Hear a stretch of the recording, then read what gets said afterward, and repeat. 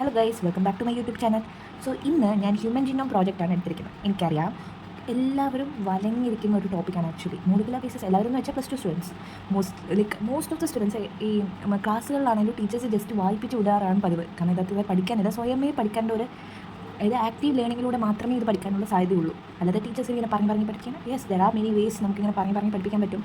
പക്ഷേ എന്നാലും സ്കൂളിലൊക്കെ ടീച്ചേഴ്സ് പെട്ടെന്ന് അങ്ങ് ഓടിച്ചു വിടുക. എൻ്റെ കേസിൽ അതായിരുന്നു. പെട്ടെന്ന് അത് മിസ് അങ്ങ് പറഞ്ഞ് പോയതേ ഉള്ളൂ. ഓക്കെ, നിങ്ങൾക്ക് മനസ്സിലായില്ല, ഇതൊന്നും പഠിക്കാനില്ല, നിങ്ങൾ നമ്പേഴ്സൊക്കെ ഓർമ്മയിരിക്കുക, ഡിജിറ്റ്സൊക്കെ ഓർമ്മയിരിക്കുക, കൗണ്ടൊക്കെ ഓർമ്മയിരിക്കുക. പക്ഷേ അത് നമ്മുടെ NCERT ടെക്സ്റ്റ് ബുക്കിൽ അത് കാണുമ്പോൾ നമുക്ക് പഠിക്കാനേ തോന്നുന്നില്ല. ആ ഒരു പേജ് നമുക്ക് ഭയങ്കര ദേഷ്യമുള്ള ഒരു പേജാണ്. അതിൽ ഇമ്പോർട്ടൻ്റ് ആണ് ഈ സാലിയൻ ഫീച്ചേഴ്സ്, ഹ്യൂമൻ ജീനോം പ്രോജക്റ്റിൻ്റെ സാലിയൻ ഫീച്ചേഴ്സ്. കൂടുതൽ ക്വസ്റ്റ്യൻസും ഡിസ്ക്രിപ്റ്റീവ് ലെവലും CBSEൻ്റെ ബോർഡ് എക്സാമിനും ചോദിക്കാൻ സാധ്യത ഉള്ളൊരു ക്വസ്റ്റ്യൻ കൂടിയാണ്. ഇവിടെ നിന്നാണ് നമുക്കൊരു 5 മാർക്ക് ക്വസ്റ്റ്യൻ ആയിട്ട് പ്രതീക്ഷിക്കാം, അല്ലെങ്കിൽ ഒരു MCQ ടൈപ്പായിട്ടായാലും പ്രതീക്ഷിക്കാം. എന്തായാലും ഒരു ക്വസ്റ്റ്യൻ ഉറപ്പാണ് salient features of human genome പ്രോജക്റ്റിൽ നിന്ന്. ഇന്ന് ഞാൻ ഇവിടെ ഡിസ്കസ് ചെയ്യാൻ പോകുന്നത് ഇതിനെ പറ്റിയാണ്. സോ ഇതെങ്ങനെ 5 മാർക്കിൻ്റെ ക്വസ്റ്റ്യൻ എങ്ങനെ നമ്മളൊരു പേപ്പറിൽ പ്രസൻറ്റേഷൻ സ്കില്ല് കൊണ്ട് നമുക്ക് ബോർഡ് എക്സാമിൽ നല്ല മാർക്ക് കിട്ടാൻ ചാൻസ് കൂടുതലാണ്. സോ ആ പ്രസൻറ്റേഷൻ സ്കില്ലും കൂടിയാണ് നിങ്ങൾക്ക് ഇവിടെ ഞാൻ പരിചയപ്പെടുത്തുന്നത്.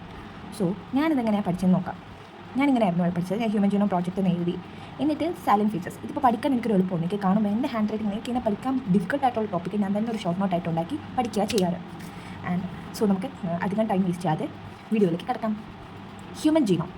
അപ്പം നമ്മൾ ഹ്യൂമൻ ജീനോം എന്ന് പറഞ്ഞാൽ ജീനോം എന്ന് വെച്ചാൽ haploid content of DNA. Human DNAൻ്റെ ഹാപ്ലോയിഡ് കണ്ടൻറ്റ് നമ്മൾ ഓൾറെഡി പഠിച്ചാണ്. 3.3 × 10⁹ ബേസ് പെയേഴ്സ് ആണ് haploid content of human DNA. അതാണ് ഈ ജീനോം. അതിവിടെ ഡിസ്ക്രിപ്റ്റീവ് ആയത് ഞാൻ കുറച്ചുകൂടെ എലാബറേറ്റ് ചെയ്ത കൗണ്ടാണ് കൊടുത്തിരിക്കുന്നത്. ദാറ്റ് ഈസ് ഹ്യൂമൻ ജീനോം പ്രോജക്റ്റിലൂടെ നമ്മൾ എത്ര ജീനുകളൊക്കെ ഇത്ര ഉണ്ട് എന്ന് കണ്ടുപിടിച്ചാണിത്. 3164.7 million base pairs. Not the point, it is base pairs. Okay, കാരണം നമ്മൾ ബേസ് പെയർ ഇതൊക്കെ മാറാനുള്ള സാധ്യതയുണ്ട്. ഈ ജീനോമും തമ്മിലുള്ള വ്യത്യാസം പോലെ തന്നെ ജീനോം ഹാപ്ലോയിഡ് കണ്ടൻ്റാണ്. ഓക്കെ, സോ ഹ്യൂമൻ ജീനോം എത്ര ഉണ്ടെന്ന് ചോദിച്ചാൽ നിങ്ങൾക്ക് ഓർത്തിരിക്കണം. Yes, human genome 3164.7 million base pairs. ഇത് എന്തായാലും നിങ്ങൾ ബൈ ഹാർട്ട് ചെയ്യേ പറ്റത്തുള്ളൂ. ഒരു 4-5 തവണ പറയുമ്പോൾ തന്നെ നമ്മുടെ മനസ്സിൽ ഉറപ്പിക്കാം, അല്ലെങ്കിൽ ഒന്ന് എഴുതി പഠിച്ചാൽ തന്നെ ഉറപ്പിക്കാമെന്നുള്ളതേ ഉള്ളൂ. പക്ഷെ നമ്മൾ ഇത് കണ്ടു ഇങ്ങനെ കുഞ്ഞ് ഷോർട്ടായിട്ട് എഴുതുമ്പോൾ എത്ര സിമ്പിളാണ്. ഇനി ആവറേജ് ജീനിൽ എത്ര ഉണ്ടെന്നാണ് ഒരു ജീൻ എടുക്കണം. ഒരു DNA ഇതാണെങ്കിൽ കുറേ മീൻസ് 200 മീറ്റർ നീളമുള്ളൊരു DNA, അതിലൊരു പോർഷനാണ് നമ്മൾ ജീൻ നോക്കുന്നത്. ഈ ജീൻ എടുക്കുവാണെങ്കിൽ ഒരു ആവറേജ് ജീനിൻ്റെ കൗണ്ട് എത്രയാണ്, അതിലെത്ര ബേസസ് ഉണ്ട്, അത്ര 3000 ബേസസ് ഉണ്ട് ഒരു ആവറേജ് ജീനിൽ. ഒരു ആവറേജ് ജീനിനെ എടുക്കുവാണെങ്കിൽ അതിൽ 3000 ബേസസ് ഉണ്ട്. ഇനി ലാർജസ്റ്റ് ഹ്യൂമൻ ജീൻ എത്രയാണെന്ന് ചോദിച്ചാൽ എത്രയെന്നല്ല, ലാർജസ്റ്റ് ഹ്യൂമൻ ജീനാണ് ഡിസ്ട്രോഫിൻ. അപ്പം ഇറ്റ്സ് എ ഡിസ്ക്രിപ്റ്റീവ് ലെവൽ. ഞാൻ നല്ല സിമ്പിളാക്കിയാണ് എഴുതിയിരിക്കുന്നത്. Largest human gene dystrophin. അതിൽ എത്ര ഉണ്ട്, 2.4 മില്യൺ ബേസസ്. നമുക്ക് ആവറേജ് ജീനിൽ എത്ര ഉണ്ട്, 3000. ലാർജസ്റ്റ് ജീന് എത്ര, 2.4 മില്യണാണ്. ഓക്കെ, മില്യൺ ബേസസ് ഉണ്ട് ഉണ്ടല്ലേ. അതാണ് അവിടെ ഒരു ലൈൻ തന്നെ എക്സ്ട്രാ പറയുന്നുണ്ട്. അത് വേരി ചെയ്യുന്നതിൻ്റെ ഒരു എക്സാമ്പിളായിട്ടാണ് ഡിസ്ട്രോഫിൻ കൊടുത്തത്. അത് ലാർജസ്റ്റ് ഹ്യൂമൻ ജീൻ ആണെന്നും കൂടെ ഓർത്തിരിക്കുക. Total number of gene estimated. ശരിക്കും പ്രോജക്റ്റിന് മുമ്പ് എസ്റ്റിമേറ്റ് ചെയ്തല്ല, ശേഷം കിട്ടിയ റിസൾട്ട്സ്. സോ എത്ര നമ്പർ ഓഫ് ജീൻസിനെ നമ്മൾ എസ്റ്റിമേറ്റ് ചെയ്തു, 30,000, അതായത് 30,000 ജീൻസിനെ നമ്മൾ എസ്റ്റിമേറ്റ് ചെയ്തു. പക്ഷേ അത് ലോവറാണ്. നമ്മൾ പ്രീവിയസ് എസ്റ്റിമേറ്റ് ചെയ്തത് 80,000 to 1,40,000 ജീൻസാണ്. ഓക്കെ, അപ്പോൾ നമ്പർ ഓഫ് ജീൻസ് എസ്റ്റിമേറ്റഡ് എന്ന് വെച്ചാൽ total number of genes estimated ചോദിച്ചാൽ ജീൻസാണ്. ഓക്കെ, അപ്പോൾ 30,000. ആവറേജ് ജീനിൽ എത്ര ബേസസ് ഉണ്ടെന്ന് ചോദിച്ചാൽ 3,000. അതിൽ ഏറ്റവും ലാർജസ്റ്റ് ജീൻ ഏതാ ഹ്യൂമൻ്റെ ചോദിച്ചാൽ ഡിസ്ട്രോഫിൻ. അതിൽ 2.4 മില്യൺ ബേസസ് ഉണ്ട്. ടോട്ടൽ നമ്പർ ഓഫ് ജീൻസ് നമ്മൾ എസ്റ്റിമേറ്റ് ചെയ്തത് 30,000, വിച്ച് ഇസ് ലോവർ ദൻ എത്ര വെച്ചാൽ ദാറ്റ് ഈസ് 80,000 to 1,40,000. ഭയങ്കര സിമ്പിളല്ലേ. ഞാൻ തന്നെ ഇപ്പോൾ ഇന്ന് പഠിച്ചു actually. So almost all 99.9% nucleated bases R exactly same in all people. അതായത് ഓൾമോസ്റ്റ് ഓൾ നമ്മൾ വിചാരിക്കും ഓൾമോസ്റ്റ് കാണാതെ നമ്മൾ നമ്മൾ പഠിച്ചു പോകാറുണ്ട്. നമ്മുടെ ബ്രെയിൻ അങ്ങനെ എല്ലാം ഒന്നും കാണത്തില്ല. സോ ഈ almost is a very important thing. Okay, almost 5 minute കൂടുതൽ എടുക്കുമെന്ന് എനിക്ക് തോന്നുന്നു. But only few more points ഞാൻ പെട്ടെന്ന് പറയാം.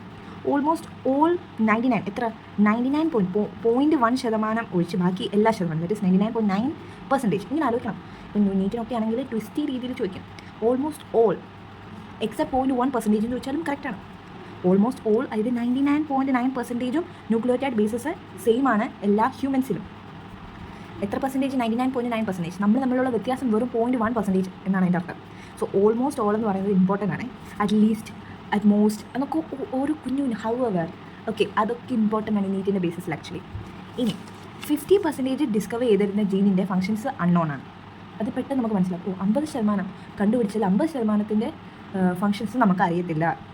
അതിൽ 2% താഴെ, that is less than is a very important. More than, less than ഒക്കെ നമ്മൾ നോക്കണം. ഈ ലെസ് ദാൻ 2% ജീനോമ് പ്രോട്ടീനെ കോഡ് ചെയ്യുന്നുള്ളൂ, വെറും 2% അല്ല. Less than 2% genes code for പ്രോട്ടീനെ കോഡ് ചെയ്യുന്ന എത്ര ജീൻസ് ഉണ്ട്? Less than 2%. നമുക്ക് 2% എന്ന് പറഞ്ഞാൽ ഇൻകറക്റ്റ് ആണ് ഉത്തരം. ഇപ്പം ട്രൂ ഫോൾസ് ചോദിക്കും, 2% ജീൻ കോഡ് ഫോർ പ്രോട്ടീൻ എന്ന് പറഞ്ഞാൽ അത് ഇൻകറക്റ്റ് ആണ്. ലെസ് ദാൻ 2% ആണ് പ്രോട്ടീനെ കോഡ് ചെയ്യുന്നത്. മനസ്സിലായെന്ന് വിചാരിക്കുന്നു. Repeat sequence makeup very large portion of human genome. Very important question. എൻ്റെ CBSE ബോർഡ് എക്സാമിന് ചോദിച്ചൊരു ട്രൂ ഓർ ഫോൾസ് ചോദ്യമായിരുന്നു ആക്ച്വലി ഇത്. റിപ്പീറ്റഡ് സീക്വൻസസ്, അതായത് ഞാനിത് നമ്മൾ ചുമ്മാ വായിക്കാൻ പോകത്തുള്ളൂ, പക്ഷേ അതൊരു ഇമ്പോർട്ടൻറ്റ് ലൈനായിരുന്നു. നമ്മുടെ ഹ്യൂമൻ ജീൻ എടുത്ത് നോക്കിയാൽ ഇഷ്ടം പോലെ ലാർജ് പോർഷൻസും എന്താണ്, റിപ്പീറ്റേറ്റീവ് ആയിട്ടുള്ള സീക്വൻസുകളാണ്. ഇത് റിപ്പീറ്റഡ് ആയിട്ടുള്ള സീക്വൻസുകളാണ്. ഇനി അവർ പറയുന്നത് എന്താണ് ഈ റിപ്പീറ്റേറ്റീവ് ആയിട്ടുള്ള സീക്വൻസുകളാണ്?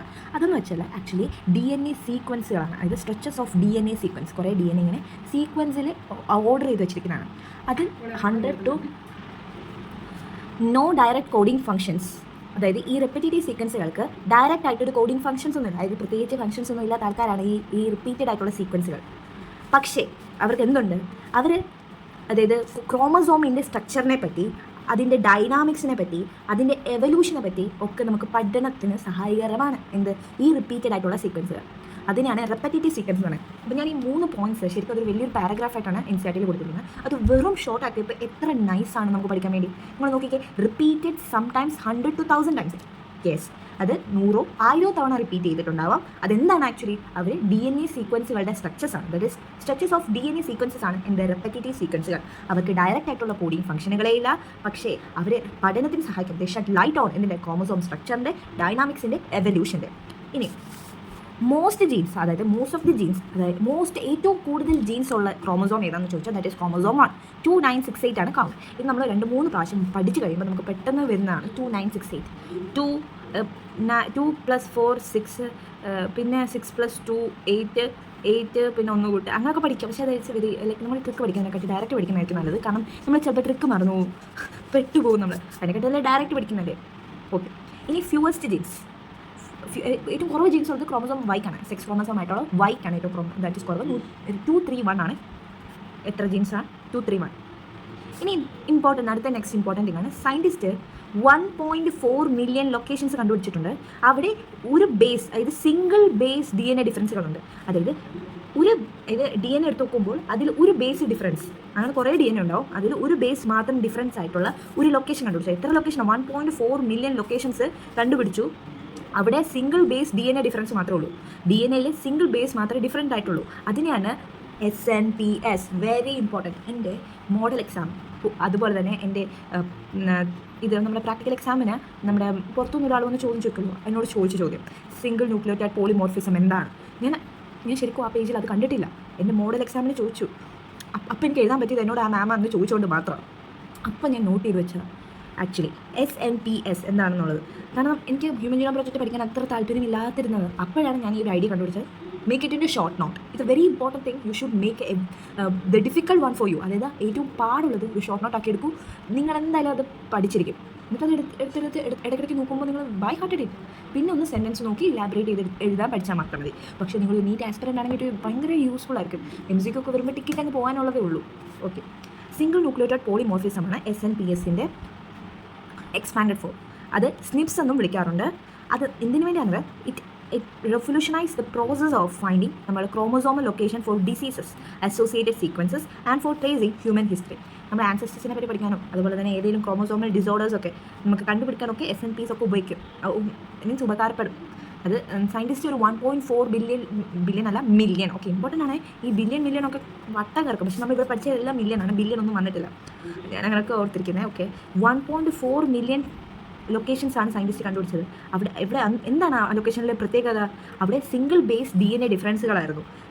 കുറേ ഡി എൻ എയിൽ ഒരു സിംഗിൾ ബേസ് മാത്രം, അതായത് അഡിനോ അല്ലെങ്കിൽ തൈമിനോ എന്തെങ്കിലും ഒരു മാറ്റം മാത്രമായിരിക്കും. ഓരോ DNAയിലും ഒരു സിംഗിൾ ബേസ് DNA ഡിഫറൻസ് മാത്രമേ ഉണ്ടായിട്ടുള്ളൂ. അതിനാണ് സിംഗിൾ ന്യൂക്ലിയോടൈഡ് പോളിമോർഫിസം എന്ന് പറയുന്ന SNPs.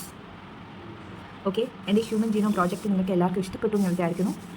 ഓക്കെ, ഞാൻ 5 മിനിറ്റ് തീർക്കാമെന്ന് വിചാരിച്ചു. പക്ഷേ എനിക്കറിയാം ഇതൊരിക്കലും 5 മിനിറ്റിൽ തീർക്കാൻ പറ്റില്ല. ഒരു 10 more minutes എടുത്തു. ഏകദേശം 30 minute. I am almost covered it in 50 minutes. Actually നിങ്ങൾക്ക് ഒരു 15 മിനിറ്റ് ഇപ്പോൾ സ്പെൻഡ് ചെയ്താൽ you are saving so much time. അതായത് നിങ്ങൾ ഈ ചാപ്റ്റർ പഠിക്കുമ്പോൾ ഇത് ജസ്റ്റ് 5 മിനിറ്റ്സ് അല്ലെങ്കിൽ ഒരു ചിലപ്പോൾ ചിലവർക്കത് സെക്കൻഡുകളായിരിക്കാം, പെട്ടെന്നൊന്ന് ക്വിക്ക് റിവിഷൻ പോലെ ആവാനുള്ളതേ ഉള്ളൂ. 1 മിനിറ്റ് കൊണ്ടൊക്കെ നമുക്ക് പഠിച്ചു തീർക്കാം. സെൽഫ് സ്റ്റഡിയിൽ അതെങ്ങനെയാണ്, പക്ഷെ പറഞ്ഞു തരുമ്പോൾ ഇറ്റ് ടേക്സ് സം ടൈം. പക്ഷേ ഇതൊന്നും നമ്മുടെ സ്കൂളിൽ അത്ര ടൈമൊന്നും എടുക്കാതെ പെട്ടെന്ന് വായിച്ചു വിടുന്ന കാര്യങ്ങളാണ്. സോ അങ്ങനെയുള്ളവർക്കാണ് ഈ വീഡിയോ. എന്തായാലും നിങ്ങളത് സെർച്ച് ചെയ്തത് ഇത് കാണാനുള്ള കാരണവും ഇതുകൊണ്ടായിരിക്കുമല്ലോ. ഞാൻ വിചാരിക്കുന്നു നിങ്ങൾക്ക് ഇത് എൻ്റെ എക്സ്പ്ലനേഷൻ നിങ്ങൾക്ക് മനസ്സിലായെന്ന്. Thank you.